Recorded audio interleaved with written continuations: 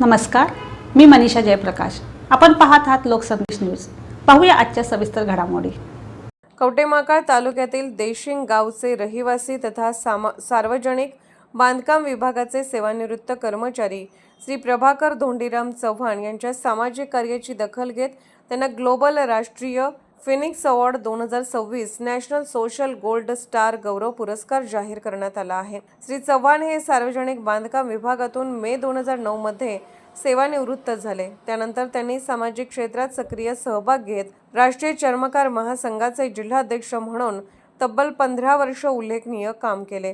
त्यांच्या सामाजिक कार्याची दखल घेत 16 फेब्रुवारी रोजी महाराष्ट्रातील अतिउत्कृष्ट जिल्हा अध्यक्ष म्हणून त्यांनी प्रथम क्रमांक पटकावला होता। या उल्लेखनीय कामगिरीबद्दल त्यांचा सत्कार करून त्यांना बक्षीसही देण्यात आले होते। महाराष्ट्रासह गोवा आणि कर्नाटक राज्यामध्ये केलेल्या त्यांच्या सामाजिक कार्याची दखल घेऊन ग्लोबल राष्ट्रीय phoenix award 2026 national social gold star गौरव पुरस्कारासाठी त्यांची निवड करण्यात आली आहे। या पुरस्कारामुळे देशिंग गावासह कवटेमहाकाळ तालुक्याच्या शिरपेचात आणखी एक मानाचा तुरा रोवला गेला असून श्री प्रभाकर धोंडीराम चव्हाण यांच्यावर सर्व स्तरातून अभिनंदनाचा वर्षाव होत आहे।